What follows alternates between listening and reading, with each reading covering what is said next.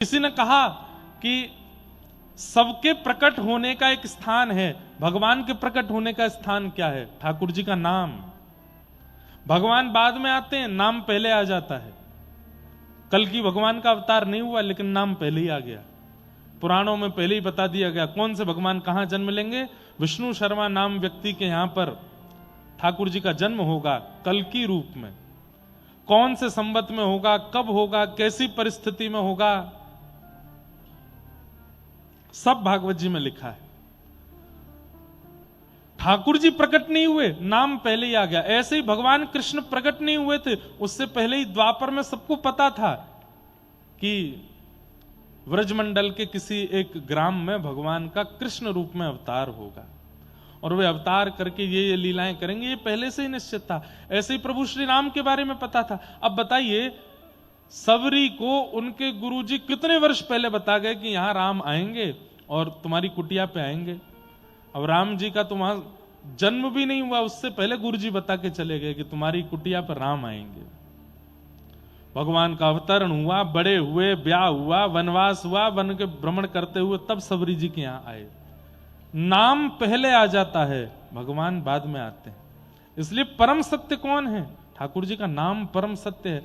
ठाकुर जी लीला करके चले जाते हैं, पर नाम सदा के लिए रह जाता है। आज कृष्ण नाम, राम नाम, राधा नाम, गोविंद नाम, नारायण नाम कितने लोगों का जीवन परिवर्तित कर रहा है, कितने लोगों का जीवन संवार रहा है, केवल नाम। यह है नाम भगवान। कौन है? नाम भगवान। यही परम सत्य है। परम सत्य भगवान के नाम को जीवन में व्यवस्थित कर लो, अवस्थित कर लो। बंधुओं, जैसे आपकी घर में सेवा होती है ठाकुर जी की, ऐसे ही नाम भगवान की भी सेवा होती है। हृदय में नाम भगवान की सेवा होती है। हमारे यहां गौड़िया वैष्णव परंपरा के कई आचार्यों ने तो नाम भगवान की ही पूजा की है। हमारे हरवंश महाप्रभु के यहां तो ठाकुर जी की अगर प्रत्यक्ष सेवा नहीं करो तो नाम भगवान की सेवा करो, श्री राधा रानी के नाम की सेवा करो। इसलिए हमारे कई आचार्य मना करते हैं, चलते फिरते, उठते बैठते, खाते पीते हमेशा माला हाथ में मत रखो, हमेशा हर जगह नाम मत करते रहो। नाम का एक नियम होना चाहिए, नाम के लिए शुद्ध पवित्र स्थान, क्योंकि वो भगवान है साक्षात। तो क्या करें? माला भले ही हाथ में मत रखो, जीव में बोलते रहो। हां, आचार्य की अगर आज्ञा हो गई है, गुरु आज्ञा अगर हो गई है कि 24 घंटा नाम माला पे करते रहो तो करो। लेकिन अगर गुरु आज्ञा नहीं है, अपने मन से चलते फिरते, उठते बैठते, खाते पीते कहीं भी बैठ करके नाम नहीं करो। एक बार आसन पर बैठ करके कर लीजिए, बाकी पूरे दिन तो मन में चलने दीजिए, मन में उसका चिंतन होने दीजिए, मन में उसका भाव आने दीजिए। नाम, यही है परम सत्य। धर्म प्रोजित कैतवोत्र परमो निर्मत्सराणां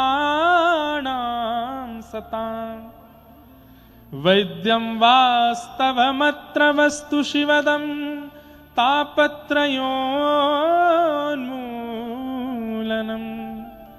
श्रीमद्भागवते महामुनिकृते किं वा परेरीश्वरः सद्यो हृदयवरोध्यते त्रिकृतिभिः शुश्रूषुभिस्तत्क्षणात्। धर्म प्रौजित कैतवोत्र परमो। श्रीमद् भागवत जी, सब लोग ध्यान से सुनिए, क्या करती हैं? हमारे चित्त में परम धर्म का बीजारोपण करती है। परम धर्म का तात्पर्य क्या बताया गया? परम धर्म का मतलब क्या बताया गया? जहां देह से भगवत क्रिया की जाती है वो धर्म है, और जहां आत्मा से भगवत क्रिया की जाए वो परम धर्म है। देह से मंदिर जा रहे हैं, देह से परिक्रमा कर रहे हैं, देह से ठाकुर जी की सेवा कर रहे हैं, देह से नदियों में स्नान कर रहे हैं, देह से तीर्थ यात्रा कर रहे हैं, ये सब धर्म है। पर एकांत में बैठ करके, नेत्र बंद करके मन से कुछ क्रिया कर रहे हैं, मन से ठाकुर जी का स्मरण कर रहे हैं, मन से तीर्थ यात्रा कर रहे हैं, मन से वृंदावन पहुंच रहे हैं, मन से भगवत सेवा में प्रदत्त हो रहे हैं, वो परम धर्म है। अब इसमें आलसी बनने की बात नहीं है। तुम जाओ वृंदावन होली खेलने, हम तो मन से जाएंगे। ये आलस में नहीं, क्या वह स्थिति बनी है आपकी कि आप मन से वहां पहुंच सको? और एक बात सुनिएगा बहुत ध्यान से, अगर मन से कोई सेवा में प्रवृत्त है तो प्रत्यक्ष वो उसको घटेगा।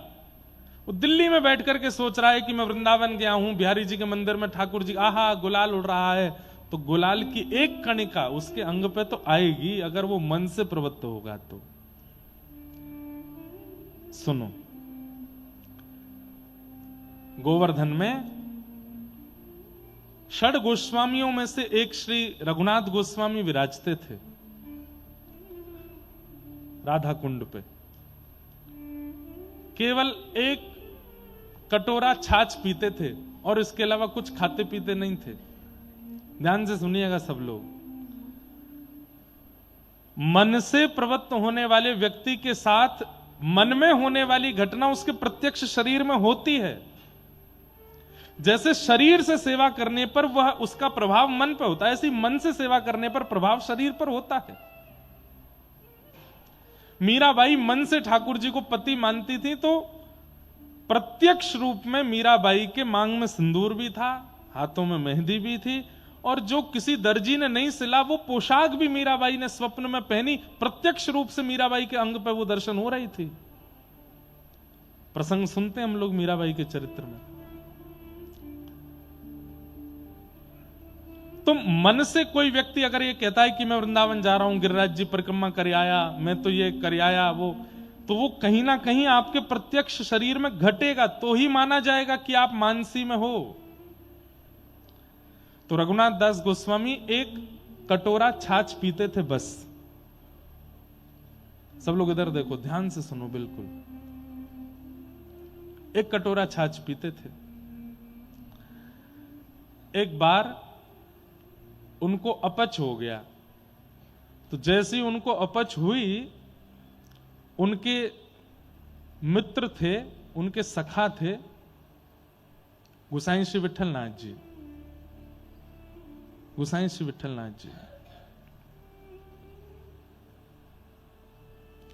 कैमरा वाले भैया आप नेक देर बैठ जाओ, बस जब कीर्तन बजाओ ना खूब सबन के मुंह पे घुमाइयो, यूं ले आइयो मेरे पास, मैं खिंचवाऊंगा नेक मैं क्योंकि फिर मेरा वो हो जाता है। एक जगह बस थोड़ी बैठ जाए। क्या बता रहा था मैं, कहां था? जल्दी बताओ, जल्दी बताओ। हैं?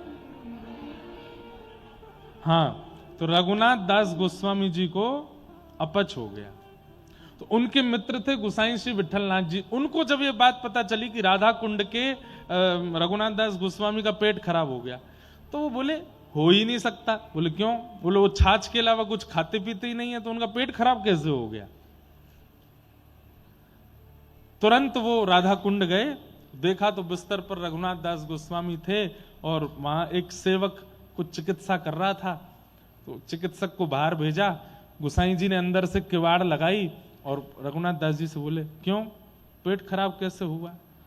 क्या बताऊं आपको? बोले कि सबको तो बताते हो कि तुम छाछ पीते हो, कहीं ऐसा तो नहीं गुपचुप माल उड़ाए जा रहे हो भीतर? कहीं ऐसा तो नहीं रबड़ी माल पुआ कचौड़ी समोसा सब खाए जा रहे हो?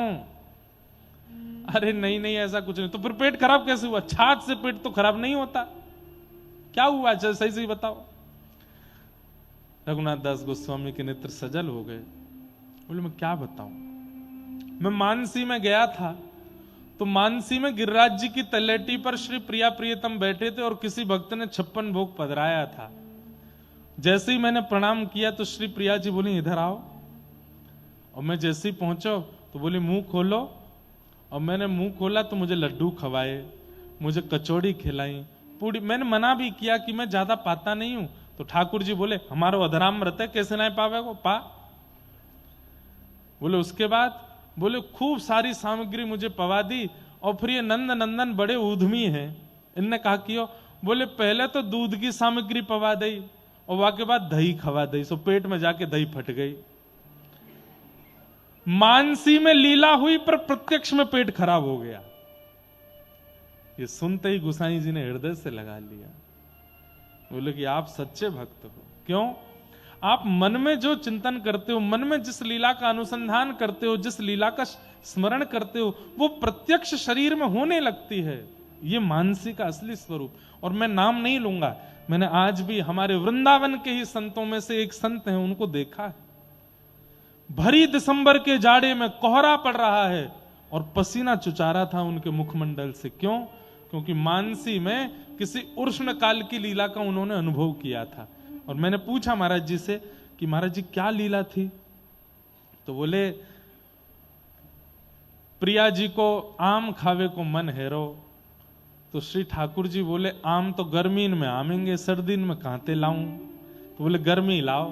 तो श्री ठाकुर जी ने उष्ण काल की ऋतु को आमंत्रित किया। तो उष्ण काल में ठाकुर जी आम तोड़वे के गए तो मोए संग ले गए। बोले तो?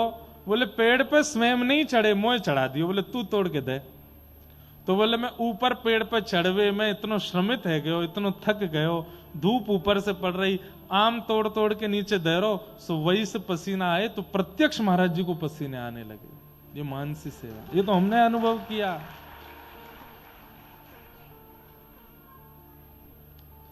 हम और आप कितने दूर हैं ना। अभी कभी मैं ऐसे किसी महापुरुष को देख लेता हूं ना, तो मुझे ये मन में चिंता होने लगती है, हम कितने दूर हैं अभी ठाकुर जी से। हम कहां हैं इस स्थिति में, हम कहां हैं ऐसे भावों में।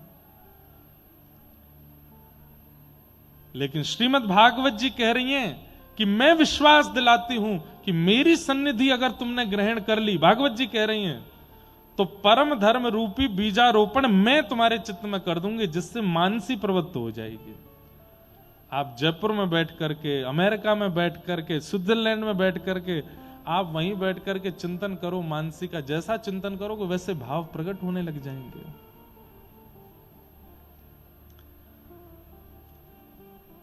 बहुत दूर हैं हम ठाकुर जी से। हम कथा सुन रहे हैं, उत्सव मना रहे हैं, लीलाएं कर रहे हैं, सब ठीक है, हम यहीं तक सीमित है, इससे आगे हम बढ़ नहीं पा रहे हैं। बढ़ना है। मानसी की स्थिति, ऐसे भावनाओं की स्थिति में प्रवृत्त होना है।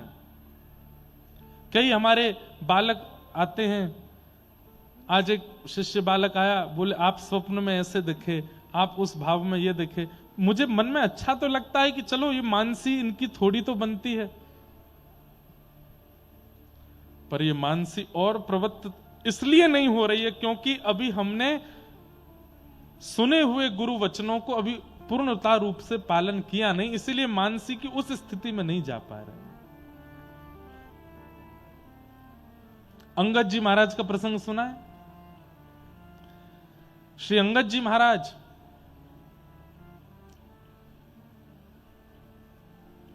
कथा मैंने सुनाई है उनकी कई बार। उनके कथा में एक बहुत सुंदर प्रसंग आता है कि अंगद जी अपनी पत्नी के साथ कथा सुनते थे, और कथा सुनते सुनते दोनों पति पत्नी के मन में आया कि हम एक बार जगन्नाथपुरी जाएंगे और श्री जगन्नाथ जी को कुछ भेंट करके आएंगे। देने को तो कुछ नहीं है हमारे पास, पर कुछ तो दे के आएंगे। तो अंगद जी बोले मैं क्या, कोई वस्तु ऐसी है जो हम जगन्नाथ जी को दे सकते हैं? कुछ भी नहीं है। तो अंगद जी जो थे वो एक राजा के यहां पर महामंत्री थे। तो राजा ने एक नगरी पर चढ़ाई की, राजा स्वयं नहीं गया, महामंत्री अंगद जी को भेज दिया। उस नगरी पर विजय प्राप्त करके तो सारा वहां का धन लेकर के आ रहे थे वापस। तो धन जब बैलगाड़ियों में रखवा रहे थे तब एक मणि के ऊपर उनकी दृष्टि पड़ी। तो अंगद जी महाराज ने सोचा इतना सारा धन तो राजा के पास जा रहा है, ये मणि अगर ये मैं जगन्नाथ जी को अर्पित कर दूं। और ऐसा नहीं कि उन्होंने चोरी की, राजा का नियम था जितना धन आप जीत के लाए हो उस धन में से सैनिकों को वो कुछ कुछ देता था, और मंत्री महामंत्रियों को तो जो वो मांगते थे वो दे देता था। तो इन्होंने ये विचार किया कि राजा से मांगना ही है मुझे, तो मैं इस मणि को मांग लूंगा। लेकिन अब कब ये राजा इसको तहखाने को खोलेगा, कब सबके सामने बोलेगा कि मांगो, तब तक बहुत समय होगा। मेरा 2-4 दिन में जगन्नाथपुरी जाने का नियम है, तो मैं इस मणि को अपने पास रख लेता हूं। मणि उन्होंने अपनी पगड़ी में छुपा ली। राजा को किसी ने जाकर के इस बात को गलत तरीके से प्रस्तुत कर दिया कि देखो इन्होंने मणि छुपा करके चोरी की है। राजा ने उनको मरवाने का प्रयास किया लेकिन वो नहीं मरे। बंदी बना लिया, सैनिक पीछे छोड़ दिए। मणि कहां है, मणि बताओ। सैनिक जब पकड़ के ले जा रहे थे, उन्होंने कहा मैं मणि दे दूंगा, लेकिन मैं एक लीला करना चाहता हूं। बोले क्या? इस सरोवर में मुझे स्नान करने का अधिकार दो। बोले उसके बाद मणि दे दोगे? बोले हाँ दे दूंगा। जैसे ही सरोवर में गए, अपनी पगड़ी से मणि निकाली और सैनिकों को दिखाई, ये रही मणि। और हे महाप्रभु जगन्नाथ, ये आपके लिए मैंने चुनी थी, ये आपको ही अर्पित होनी चाहिए। आप तो हजारों किलोमीटर दूर हो, पर आपकी व्यापकता सर्वत्र है, तो कृपा कर इस सरोवर से ही मणि को स्वीकार करो। जैसे ही सरोवर में छोड़ा, गोताखोरों ने खूब गोते लगाए, लेकिन मणि नहीं मिली। पूरा जल निकलवा दिया सरोवर से, खुदाई करवा दी राजा ने, फिर भी मणि नहीं मिली। अंगद जी से पूछा, हम तुझे पूछ रहे हैं, तेरे प्राण हरण कर लेंगे, मणि कहां है बता दे। अंगद जी महाराज बोले, मैं कह रहा हूं वो जगन्नाथ जी के पास, वो जगन्नाथपुरी हजारों किलोमीटर है यहां से। बोले हम हजारों किलोमीटर दूर हैं, पर जगन्नाथ जी तो यत्र तत्र सर्वत्र हैं। मैंने जल में छोड़ी, महाप्रभु जी ने स्वीकार कर ली। हाथों में हथकड़ियां, पैरों में बेड़ियां बांध करके जगन्नाथपुरी लेकर के गए और बोले अगर महाप्रभु जगन्नाथ जी के पास मणि नहीं मिली तो तेरा सर धड़ से अलग कर देंगे हम। जैसे ही महाप्रभु जगन्नाथ जी के सन्मुख पहुंचे, कपाट खुलते ही क्या देखते हैं कि वही मणि महाप्रभु जी के तिलक के ऊपर यहां विराजमान थी। श्री जगन्नाथ जी ने धारण कर रखी थी। पुजारियों से पूछा, ये मणि यहां कौन दे करके गया? तो बोले पता नहीं, रात्रि में मंदिर बंद करके हम लोग सोए, सुबह जब उठे तो महाप्रभु जगन्नाथ जी का श्रृंगार जहां रखा रहता है उसी पेटी के ऊपर रखी थी। और मैं लगा कि पुरानी मणि कहीं की होगी। राजा भी देख करके चकित रह गया कि ये मणि हजारों किलोमीटर दूर जल में डाल दी थी, यहां कैसे आ गई? महाप्रभु जगन्नाथ जी ने स्वीकार की। ये सारे चमत्कार नहीं है बंधुओं, ये सब मन की स्थिति है। जब मन की स्थिति ऐसी प्रगाढ़ हो जाती है तो पुरी दूर नहीं है, द्वारिका दूर नहीं है, बद्रीनाथ दूर नहीं है, सारे तीर्थ धाम आपके इर्द गिर्द ही संगे चलते हैं। राधा रमन जी संगे ही चलते हैं, राधा वल्लभ जी संगे ही घूमते हैं, श्री बिहारी जी कंधा पे बैठ के ही रहते हैं। जब जिसे चाहो, जिसका आवाहन करो, उसी का अनुभव होने लगता है। ऐसी पवित्र देह, ऐसी पवित्र मानसिक स्थिति, ऐसी पवित्र बौद्धिक स्थिति बनाने की सामर्थ्य श्रीमद् भागवत में है, यदि कोई पालन करे तो। धर्म प्रोजित कई तवोत्र परमो, परम धर्म के प्रति जो अग्रसित करे वो भागवत की कथा। लेकिन एक चीज का ध्यान रखना पड़ेगा। बोले क्या? निर्मत्सराणाम सताम, मात्सर्य दोष को मत आने दीजिएगा। ईर्ष्या, किसी की अच्छाई के प्रति, किसी के रूप के प्रति, किसी के धन के प्रति, किसी के वैभव के प्रति कभी ईर्ष्या मत कीजिएगा। और एक बात बताऊं बंधुओं, भजन का प्रमाण दुनिया को बताने के लिए हम तिलक लगाते हैं, हम शिखा रखते हैं, कंठी पहनते हैं, एकादशी व्रत करते हैं, धोती पहनते हैं, ताकि दुनिया को पता चले कि हम भक्त हैं। पर खुद से पूछिए, आप भक्त हो? खुद को प्रमाण देने के लिए एक ही उपाय है। जिस दिन ईर्ष्या चित्त से नष्ट हो जाए, समझ जाना कि अब ठाकुर जी ने आपको भक्त रूप में स्वीकार कर लिया। आज भी कथा से बाहर निकलते किसी को देख करके मन में आता है, बड़ा इतरा रहा है, तो कुछ ज्यादा सुंदर नहीं है, इसकी सुंदरता थोड़ी कम होनी चाहिए, ये बहुत ज्यादा कमा रहा है, इसकी कमाई कम होनी चाहिए, इसके बच्चे ज्यादा पढ़ लिख रहे हैं, कम होना चाहिए। ये सब ईर्ष्या के दोष यदि उत्पन्न हो रहे हैं तो आपका भजन रत्ती भर भी ठाकुर जी स्वीकार नहीं कर रहे हैं। काम बढ़ रहा है चित्त में, क्रोध बढ़ रहा है, लोभ बढ़ रहा है, द्वेष बढ़ रहा है, आदि आदि सब भावनाएं बढ़ रही हैं। सबकी मूल जड़ ईर्ष्या ही है। अगर ईर्ष्या चित्त में है तो सब बढ़ेंगे, और ईर्ष्या निकल गई तो सब घट जाएंगे। ईर्ष्या दोष को मत बढ़ने दीजिए चित्त में। अन्यस्य दोष गुण चिंतन माश मुक्त्वा, सेवा कथा रसमहो नितराम पिबत्वम। एक प्रसंग सुनाते हैं, ध्यान से सुनो। गोसाई श्री विठलनाथ जी विश्राम घाट पर विराजमान थे। कहां पे? मथुरा विश्राम घाट पे। तो वहीं मथुरा के एक बड़े चंचल ब्रजवासी पंडा थे, उनका नाम था छीतू पंडा। क्या नाम था? छीतू पंडा। तो गुसाई श्री विठलनाथ जी के यहां इतनी भीड़ लगती थी, इतने लोग बाग जाते थे, तो आपस में छीतू पंडा अपने सब मित्रों के साथ बैठ करके बातें करते। बोले भाई आजकल ये बाबा बड़ो प्रसिद्ध है रो हमारे ब्रजमंडल में। कहा नाम है? वो गुसाई विठलनाथ। अच्छा ये आज ये उसी समय नहीं, ये आज भी होता है। आज भी जहां ज्यादा भीड़ हो जाए तो फिर सब में आपस में चर्चा चलती है। तो तंत्र मंत्र कर रखा है इसने, लोगों के ऊपर ऐसा टोना डाल देता है कि भीड़ खिंची चली जाती है। तो छीतू पंडा अपने सब मित्रों के साथ बैठ के बात कर रहे, बोले आजकल गुसाई विठलनाथ जी की बड़ी चर्चा सुनाई देती है। तो एक सखा बोला, हमने सुनी है भैया कोई तंत्र मंत्र करके आयो है, एक बार जो वाकू देख ले वही को है जाए। तब दूसरा बोला, अरे नहीं नहीं, वाको छोटो सो ठाकुर है, वाको नाम है नवनीत प्रियालाल। हमने सुनी है वहां में कछु जादू टोना है, जो वहां जाए वही को है जाए। तीसरा बोला, अरे नाय नाय, गुसाई विठलनाथ जी अपने ठाकुर जी को लड्डू को भोग लगा में, वह लड्डू में कछु अफीम फफीम मिला दें, वो जब सबन में बढ़ जाए वह खाती सबन को मन ऐसा है जाए। सब आपस में ये सब चर्चाएं कर रहे थे। तभी एक दिन छीतू पंडा बोले, भाई यजमानी हो नहीं रही, ज्यादा लोग बाग आ नहीं रहे, आज चलो तो फिर क्या करें? बोले मिल के आते हैं, गुसाई विठलनाथ देख के तो हमें एक पास है कैसो।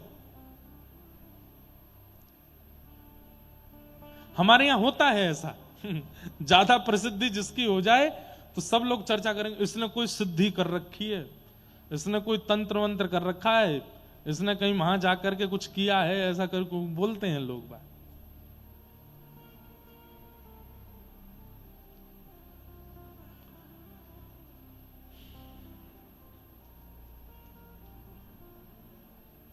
एक आए हमसे मिलने, थे ब्रज के ही ब्रजवासी। बोले महाराज जी आजकल बड़ी भीड़ है रही है आपके आसपास। मैंने कि भैया हम तो जैसे कथा पहले करते वैसे अब कर रहे हैं, कोई कछु तो है ना, ये सोने को कड़ूला कोई तंत्र मंत्र है हमें, जब ते पहनो तब ते कछु है रो। मैंने तुम ले जाओ भैया, यार तुम पहन लो, तुम्हारे पास रह जाए तो। कोई व्यक्ति ये क्यों नहीं विचार करता भैया, वो सीधी सादी भागवत करते हैं, ठाकुर जी की चरित्र लीला सुनाते हैं, लोगों को सुनने में रुचि लगती ना। ऐसे सीधी बात कैसे सोचें? हम तो ऐसे सोचेंगे, ऐसे सोच करके कहीं अपना मन लगाएंगे। छीतू पंडा पहुंच गए, गुसाई विठलनाथ जी के पास जाकर के खड़े हो गए, लोग बाग भीड़ भाड़ थी। अब जैसे ही छीतू पंडा ने अंदर प्रवेश किया, गुसाई श्री विठलनाथ जी के मुखमंडल को देख करके, उनके बगल में विराजमान सिंहासन पर श्री नवनीत प्रियालाल जी को देख करके और उनकी मंद मुस्कान देख करके छीतू पंडा आधी स्थिति तो वहीं भूल गए। बस देखते रह गए उन्हीं की रूप छटा को, उनके ठाकुर जी को देखते रह गए। बस आंसू निकलने की देरी थी कि इतने में ही गुसाई विठलनाथ जी बोल गए, और छीतू पंडा कैसे आए? आओ, बड़ो स्वागत तुम्हारो। ये सुनते ही तो महाराज उनकी तो वो स्थिति, आपको मेरा नाम कैसे पता? बोले अरे तुम जमुना में स्नान कर रहे, वास्तव में हमने तुम्हारा नाम सुनो, आज तुम दिख गए तो याद आ गई। चरणों में प्रणाम करके ठाकुर जी के, और बस कहां उनकी परीक्षा लेने आए थे, कहां उनको आकलन करने आए थे, और अब चरणों में प्रणाम करके क्या बोले कि आप मुझे दीक्षा दे दीजिए, मुझे शरणागति दे दीजिए। गए परीक्षा लेने थे, शरणागति ब्रह्म संबंध करा करके लौट के आए छीतू पंडा, और उन्हीं का नाम फिर बाद में पड़ गया छीत स्वामी। अष्ट छाप के सखाओं में पद छीत स्वामी जी के गाए जाते हैं। छीत स्वामी गिरिधरण विठलेश वपुधारी, छीत स्वामी गिरिधरण विठलेश वपुधारी। ऐसे शिक्षित स्वामी छीतू पंडा छीत स्वामी बन गए गुरु कृपा से। ईर्ष्या चित्त में मत रखिए, क्योंकि ठाकुर जी चाहेंगे तभी ईर्ष्यालु भक्त हो सकता है, नहीं तो ईर्ष्यालु के चित्त में प्रेम लक्षणा भक्ति नहीं आ सकती। ईर्ष्यालु के चित्त में ठाकुर जी के प्रति भावना नहीं प्रकट हो सकती, भाव नहीं प्रकट हो सकते। इसलिए ईर्ष्या से बचिए। किसी के गुण अवगुण सुंदरता योग्यता इन पर ज्यादा चिंतन मत करो। वैद्यम वास्तवमत्र वस्तु शिवदम, कितनी सुंदर बात है। यदि चित्त से आपने ईर्ष्या का निराकरण कर दिया, ईर्ष्या को निकाल दिया, तो क्या होगा? वैद्यम वास्तवमत्र वस्तु शिवदम, ठाकुर जी आपसे संबंध बनाएंगे। कैसा संबंध? बोले शिवदम, कल्याणकारी संबंध बनाएंगे। आपको ठाकुर जी से नहीं बनाना, ठाकुर जी आपसे बनाएंगे। ईर्ष्या निवृत्त हो जाओ। मैंने कहा ना, दोष में काम क्रोध आदि दोषों पर काम नहीं करना है, केवल ईर्ष्या पर काम कीजिए। ईर्ष्या को निकालिए। ठाकुर जी आपको अपना कुछ मान लेंगे, ठाकुर जी आपको अपना कुछ बना लेंगे। ठाकुर जी आपसे कोई ना कोई भाव, कोई ना कोई संबंध जरूर रखेंगे। वैद्यम वास्तवमत्र वस्तु शिवदम,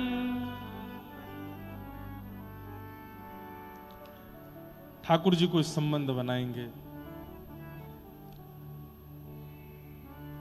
मेरी लगी शाम संग प्रीत, दुनिया क्या जाने। मेरी लगी श्याम संग प्रीत, दुनिया क्या जाने। मेरी लगी शाम संग प्रीत, दुनिया क्या जाने। मेरी लगी श्याम संग प्रीत, दुनिया क्या जाने। हो क्या जाने रे कोई, क्या जाने। क्या जाने रे कोई, क्या जाने। क्या जाने रे कोई, क्या जाने। क्या जाने रे कोई, क्या जाने। ओ मुझे मिल गया मन का मीत, दुनिया क्या जाने। मुझे मिल गया मन का मीत, गाओ भाव से।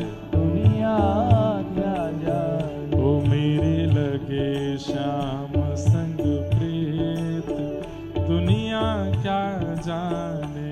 मेरे लगे श्याम संग प्रीत, दुनिया हम लोग क्या अपने जाने।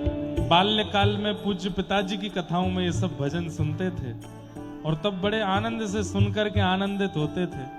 अब कभी कभी एक आध बारी कथा में गाने का याद आ जाए तो गा देते हैं। पूज्य पिताजी महाराज बड़े भाव से गाते थे। क्या जाने रे कोई, क्या जाने। क्या जाने रे कोई, क्या जाने।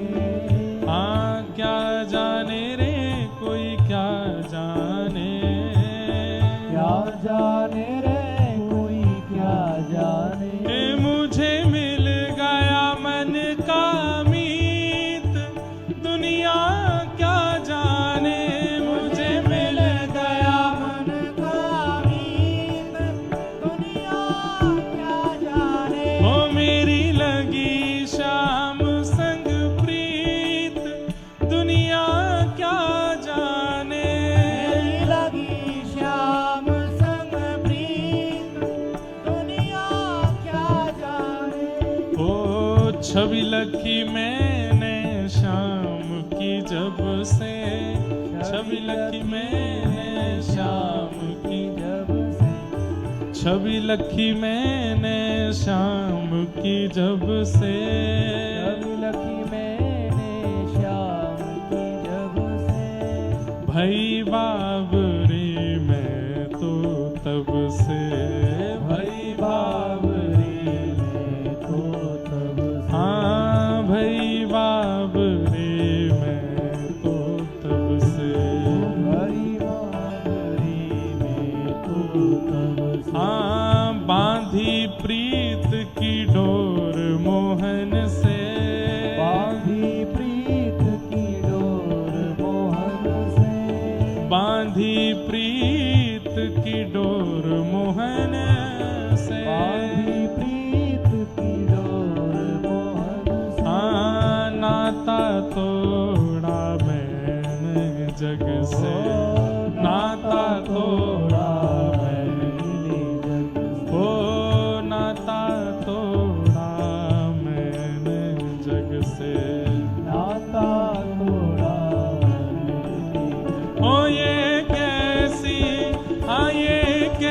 कैसी हो ये कैसी पागल रीत दुनिया क्या जाने ये कैसी पागल प्रीत दुनिया क्या जाने।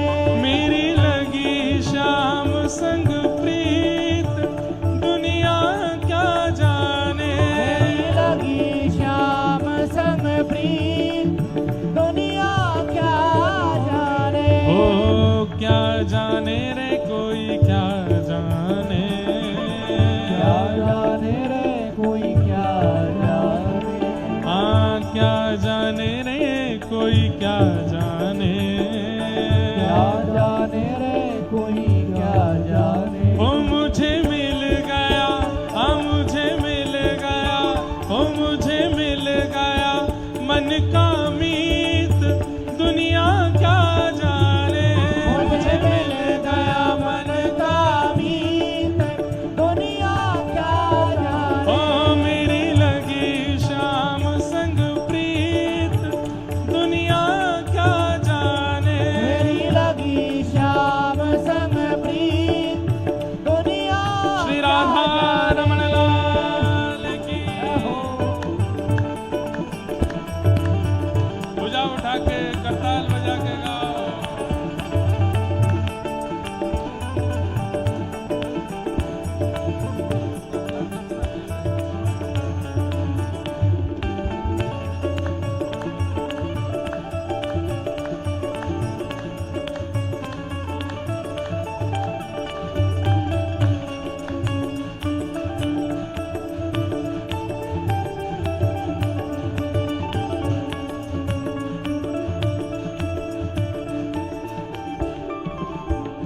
हे मोहन की सुंदर सूरतिया मोहन की सुंदर सूरतिया। मोहन की सुंदर सूरतिया मोहन की सुंदर सूरतिया।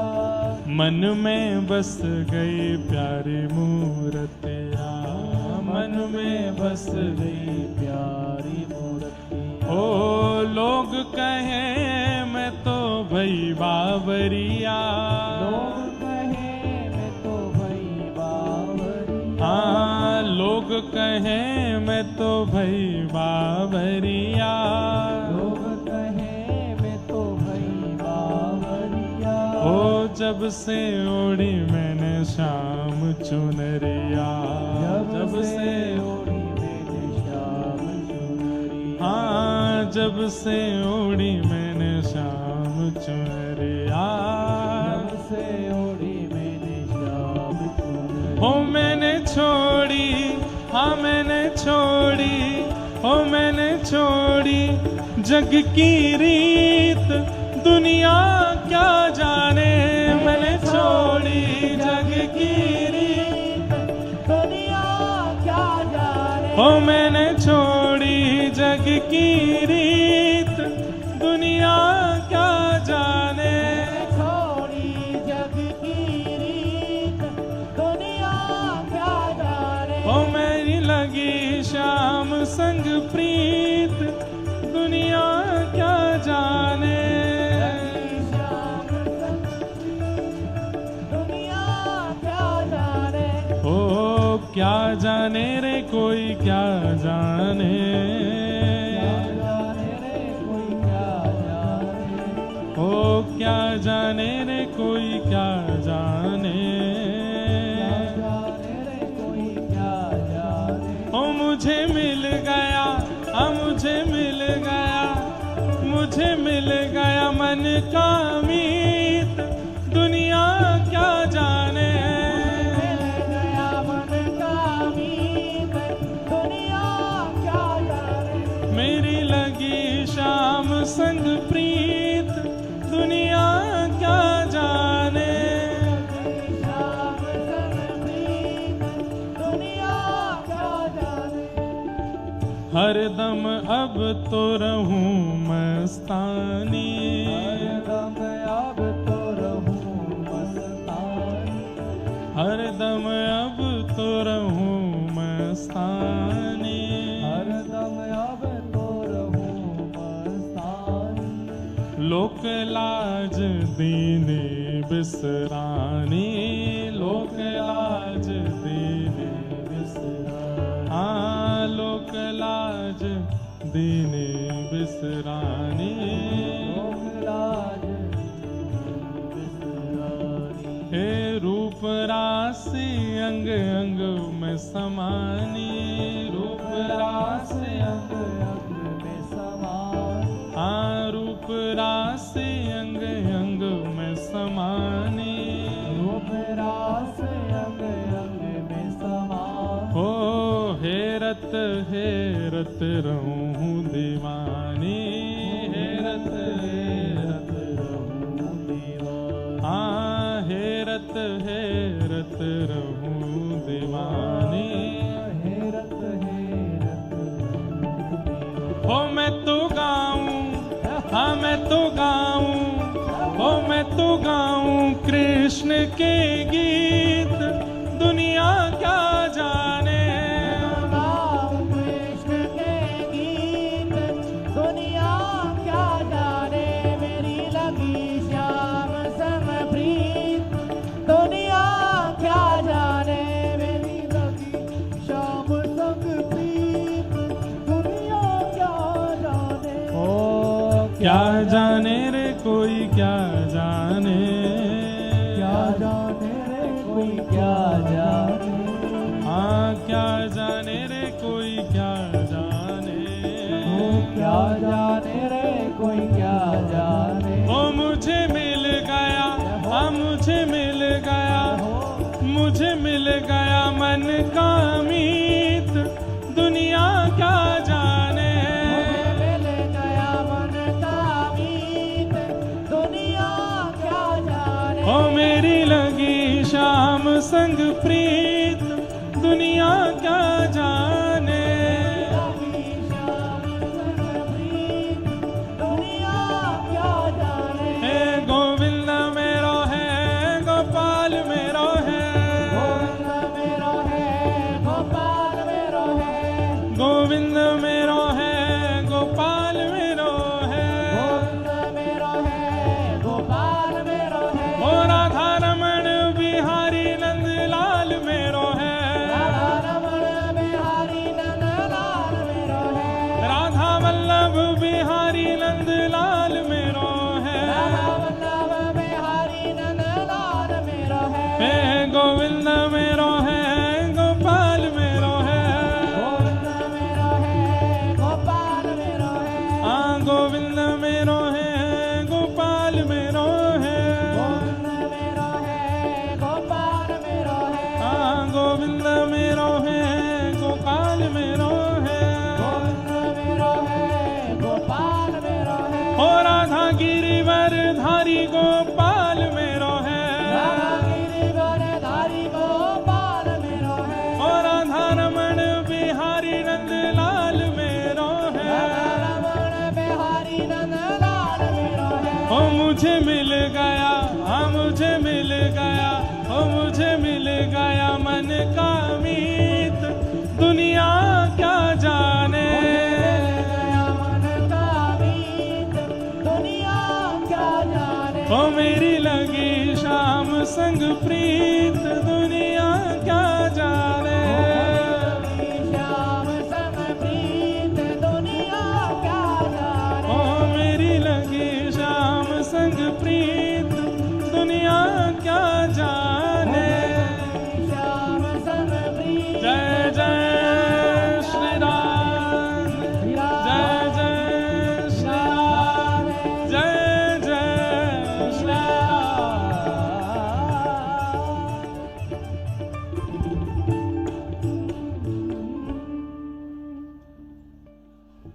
वैद्यं वास्तवमत्र वस्तु शिवदं तापत्रयोन्मूलनम्।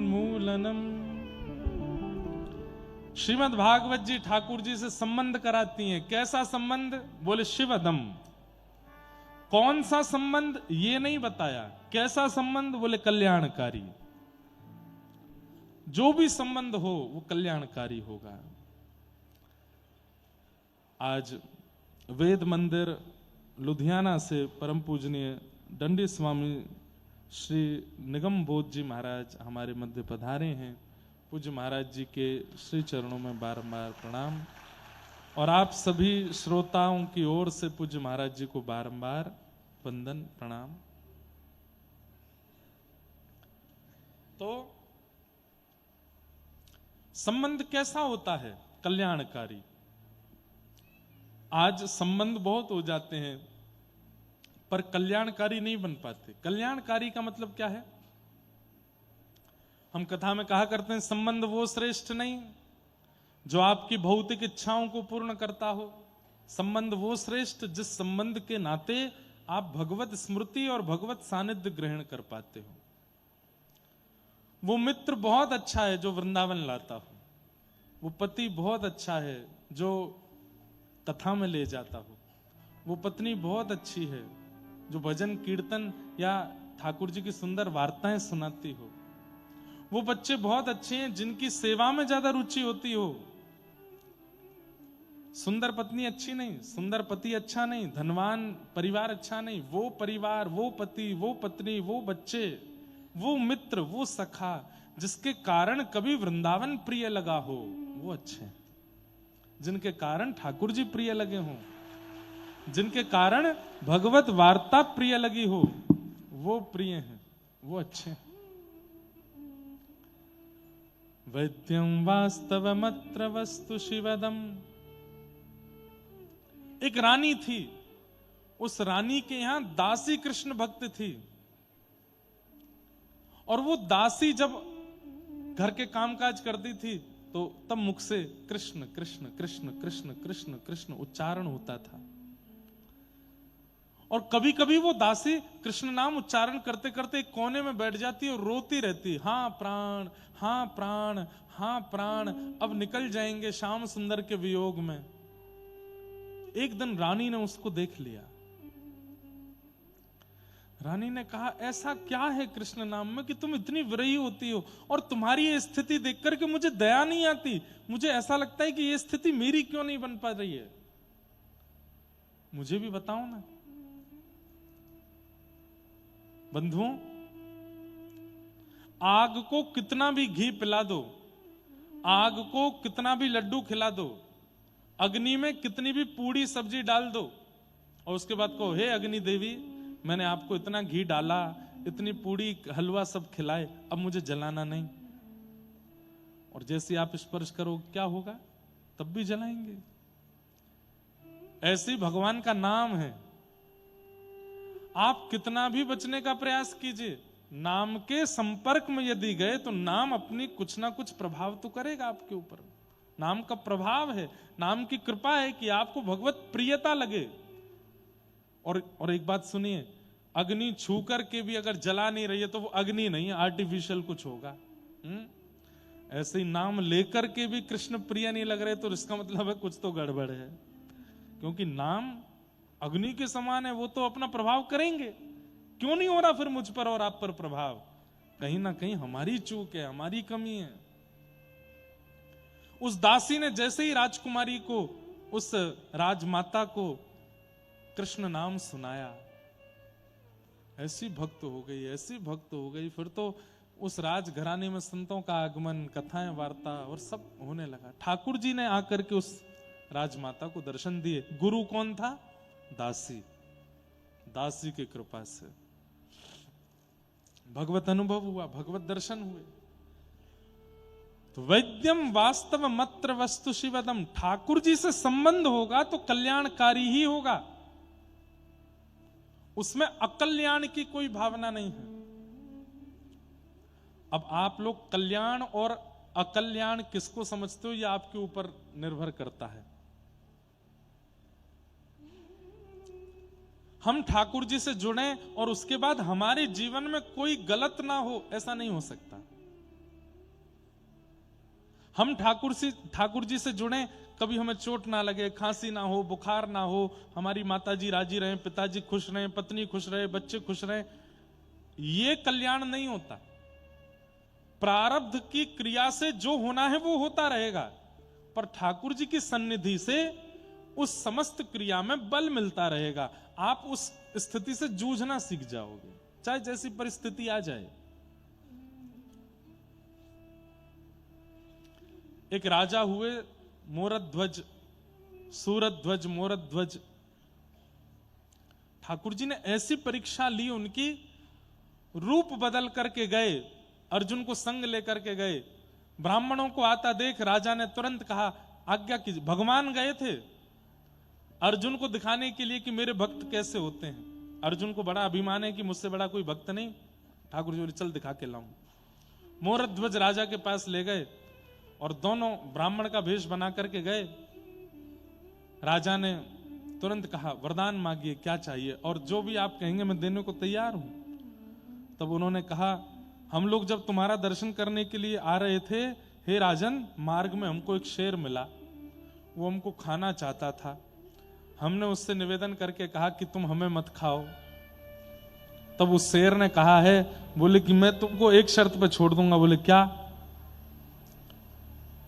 तुम अभी जिस नगर में जा रहे हो उस नगर के राजा का मांस लेकर के आओ, तब मैं तुम्हें छोड़ूंगा। तुरंत मोरध्वज राजा ने अपनी पत्नी और बेटे से कहा आरी लेकर के इसी समय मेरा शरीर काट करके इनको दे दो, उस शेर की क्षुधा निवृत्ति हो और ब्राह्मण ने जो मांगा वो पूर्ण हो। कहते हैं सर्व अंग कट करके देने लगे। अंत में बस राजा ने एक बात कही कि आप एक प्रार्थना कर दीजिएगा। बोले क्या? ठाकुर जी से प्रार्थना कीजिए, मैं अपने प्राण तो त्याग रहा हूं ब्राह्मणों के लिए, पर एक बार इन नेत्रों को दिखाई दे जाएं, एक बार इन नेत्रों को दर्शन दे दें, मैं प्राण त्यागते त्यागते उनको देख करके प्राण त्याग दूं, बस ऐसी कृपा कर दें। इतने में ही उस विप्र के रूप में ठाकुर जी ही थे। ठाकुर जी तुरंत प्रकट हो गए, प्रकट होकर के उस राजा को दर्शन दिए और राजा से केवल यही भाव कहा, तुम्हारा समर्पण देखने आया था, तुम्हारा संबंध भाव देखने आया था, कल्याण का। तो इसका मतलब यह नहीं कि ठाकुर जी से संबंध बने तो हमारा जीवन बहुत इजी रहेगा, नहीं। जो होना है वो होगा, जो हमारे प्रारब्ध में, जो नीति ने, नियति ने हमारे लिए चुना है वो होगा, वो सब चलेगा। मैं वक्ता हूं, मेरे जीवन में कष्ट ना आवे, ऐसा नहीं हो सकता। हमारी माताजी, पिताजी, परिवार, बहनें, सब खानदान में कभी कोई कष्ट नहीं आवेगा, ऐसा नहीं है।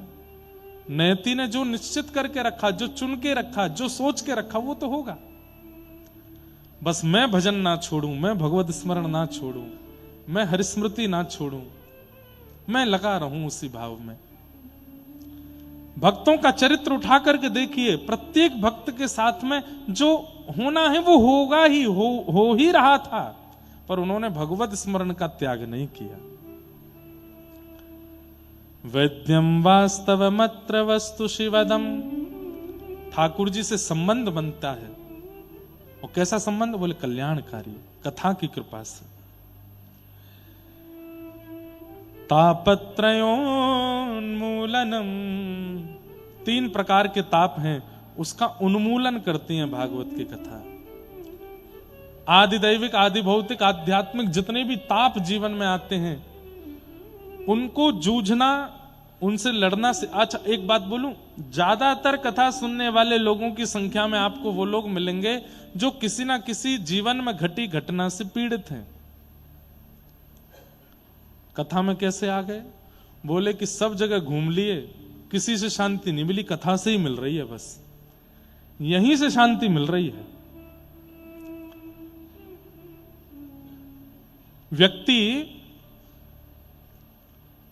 अपने जीवन में सुख प्राप्ति के लिए पहले विदेश घूमेगा, देश घूमेगा, दुनिया भर के शहरों का भ्रमण करेगा, साइट्स देखेगा, और उससे जब ऊब जाता है तो फिर नए नए पदार्थ खाने शुरू करता है। पानी पूरी खाएगा, पिज्जा खाएगा, बर्गर खाएगा, ये खाओ वो खाओ। क्यों? सुख चाहिए कैसे भी। उससे भी मन भर जाता है तो फिर पहनना शुरू करता है, ये ब्रांड के कपड़े, ये ब्रांड के जूते, ऐसी वाली घड़ी, ऐसी वाली, ये सब कुछ पहन पहन के देख लेता है। उससे भी मन नहीं भरता तो फिर गाड़ियां ले आता है, ये इतने करोड़ की गाड़ी, इतने लाख की गाड़ी, ये वाली गाड़ी, उससे भी मन भर जाता है। फोन ले आता है, इससे मन भरे। हर तरीके के सुख भोग के देख लेता, उसके हृदय को शांति नहीं मिलती। लेकिन वही व्यक्ति 1.5 करोड़ की गाड़ी में बैठ के, 5 लाख का फोन लेके, 10 लाख के जूते पहन के, 50 लाख की घड़ी पहन करके कथा में आकर के बैठता है, नेत्रों से झरझर आंसू गिरने लगते हैं। अब पायो परम विश्राम, यहां मुझे परम विश्राम मिला, यहां उसको परम शांति मिलती। और बस उस परम शांति के आगे सब फीका लगने लगता है, सब कुछ अच्छा नहीं लगता। ड्राइवर गाड़ी ले जाओ, पैदल जाऊंगा घर तक। घड़ी तुम ले जाओ भैया, फोन तुम ले जाओ, सब छोड़ छाड़ के बस अब हरि शरण में आयो, अब कुछ भाता नहीं। तो हम पहले ही क्यों नहीं आ जाते? सारे इतने खर्चे करके, सुख शांति की इतनी याचनाएं करने के बाद अंत में क्यों कथा में आए? पहले ही आ जाओ। और आजकल वो अच्छा लग रहा है कि युवा पहले ही आ जा रहे हैं कथा में, बाद में भोग दृष्टि के प्रति, भोग वृत्ति के प्रति जाएंगे, पहले ही कथा में आ जा रहे हैं, पहले ही शांति की आप मार्ग पर आ गए। और एक बात बोलें, जिसको यहां शांति नहीं मिली, दुनिया में भटक ले, उसको कहीं नहीं मिलेगी। फिर कुछ कर ले, जिस व्यक्ति का कभी कथा में मन नहीं लगा, सत्संग में मन नहीं लगा, भगवत कीर्ति में मन नहीं लगा, वो दुनिया के किसी कोने में चला जाए, कितनी भी बड़ी से बड़ी उपलब्धियों को प्राप्त कर ले, वो शांति को कभी प्राप्त कर ही नहीं पाएगा। ये परम शांति का स्थान है।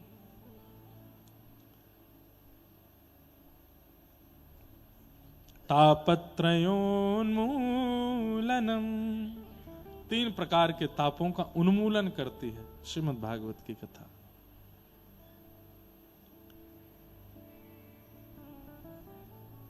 श्रीमद् भागवते महामुनि कृते किंबा परैरीश्वरः सद्यो हृद्यवरुध्यते त्रिकृतभिः शुश्रूषुभिस्तत्क्षणात्। श्रीमद् भागवते महामुनि कृते किंबा परैरीश्वर, भागवत जी को छोड़ के हम किसी और को कैसे सुन सकते हैं? बोले क्यों? सद्यो हृदय वरुध्यते त्रिकृतभिः शुश्रूषुभिस्तत्क्षणात्, जिनके श्रवण की इच्छा मात्र से चित्त में हरि प्रकट हो जाते हैं, ऐसी भागवत की मंगलमयी कथा है। इस वक्त यहां बैठे हर व्यक्ति के चित्त में ठाकुर जी हैं। हाँ, उसके में नहीं है जो यूं सोच रहा हो 10 मिनट बाद में उठ के चला जाऊंगा। जो यूं सोच रहा हो कि नहीं कथा पूरी सुननी है, बैठना है, अरे ये कथा विश्राम नहीं हो, महाराज जी विश्राम नहीं कर दें, 6:30 बजे यूं नहीं बोल दें कि अब आरती होगी, ऐसा नहीं कह दें, अभी हमें सुनना है। ये भावनाएं जिनके चित्त में प्रकट होती हैं, उनके चित्त में ठाकुर जी बैठे हैं। सद्यो हृदय वरुद्य कृत तेत्रकृत भी शुश्रूषुभिस्तत्क्षणात्।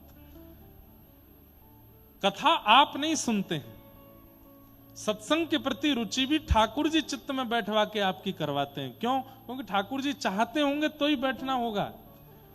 किसी को ठाकुर जी चाहते हैं कि ये ना सुधरे, ये बिगड़ा ही रहे, तो उसका चित्त पवित्र होगा ही नहीं, वो सुन नहीं पाएगा, वो जाएगा।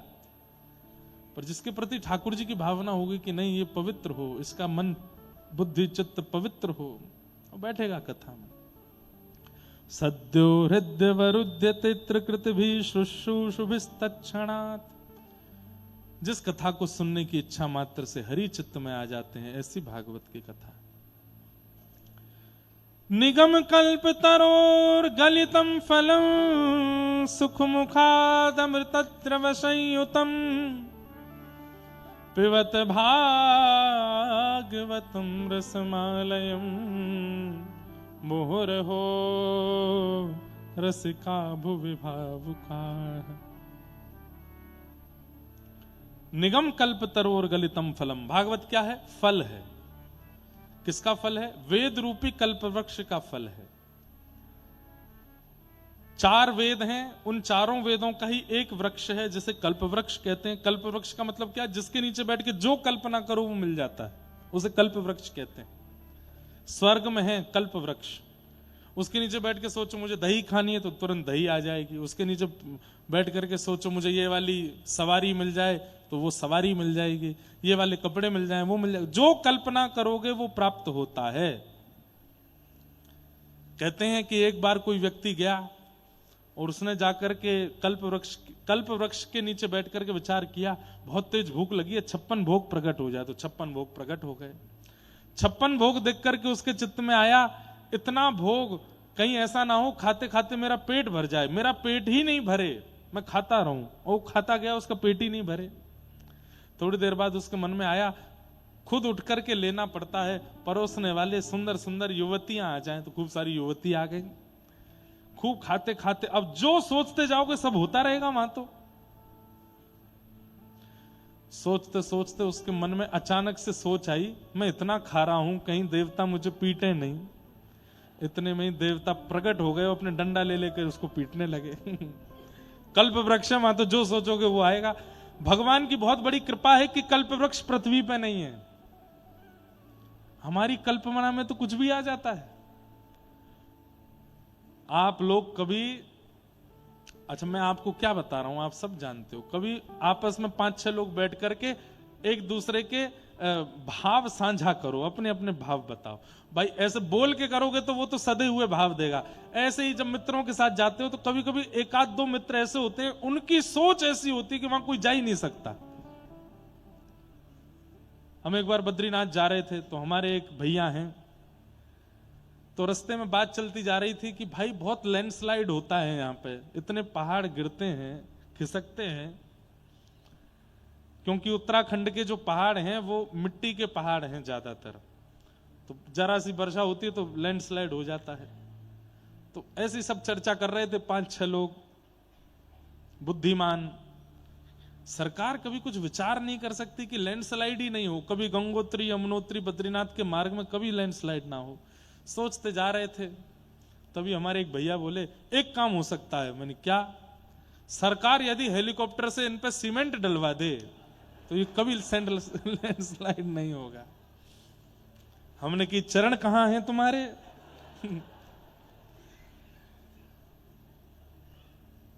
तो ये तो बहुत अच्छी बात हमने बताई जो हम मंच से बोल सकते हैं। लोग तो ऐसी ऐसी सोच रखते हैं कि हम क्या बताएं।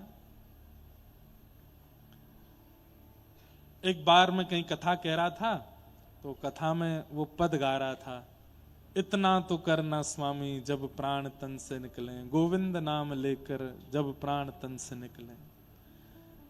मैंने कहा हर व्यक्ति को अधिकार है अपनी इच्छा मृत्यु करने का, पर इच्छा मृत्यु संसारी भोगों के प्रति ना हो, ठाकुर जी के प्रति हो। जैसे मेरे प्राण वृंदावन में निकले, ऐसी इच्छा मृत्यु। मेरे प्राण पुरी जगन्नाथ में निकले, मैं महाप्रभु जगन्नाथ जी का महाप्रसाद पा करके और पुरी का दर्शन करके दंडवत करूं तभी मेरे प्राण चले जाएं। मेरे प्राण सत्संग में जाएं, मेरे प्राण कथा में जाएं, मेरे प्राण हरि भक्तों के दर्शन करते हुए जाएं। ऐसी इच्छा सब रख सकते हैं। तो हमारे एक प्रिय भैया, उनको मिष्ठान बहुत प्रिय है, बोले मेरा मन तो ऐसा है कि गोवर्धन में जतिपुरा की आलू की जलेबी और वो मुख में जावे और जैसे ही मैं दांतों से उसको चबाऊं उसका रस मेरी जीभ में घुल जावे और वो रस मेरे पूरे मुंह में डोल रहा हो और उसी समय मेरे प्राण चले जाएं। तो मैंने कहा भाई तुम्हारी इच्छा तो देखो कितनी ऊंची इच्छा है। बहुत ऊंचे ऊंचे लोग हैं भैया संसार में। बुद्धि नमोस्तुते व्यास विशाल बुद्धे, ऐसी बड़ी बड़ी मेधावी बुद्धि वाले लोग हैं जो क्या क्या सोच लेते हैं पता नहीं। तो बहुत अच्छी कृपा है भगवान की, कल्प वृक्ष धरती पर नहीं है। लोग कुछ भी सोच सकते हैं, कुछ भी विचार कर सकते हैं। तो निगम कल्प तरोर गलितम फलम, ये कल्प वृक्ष कहां है? वेद रूपी कल्प वृक्ष, वेद रूपी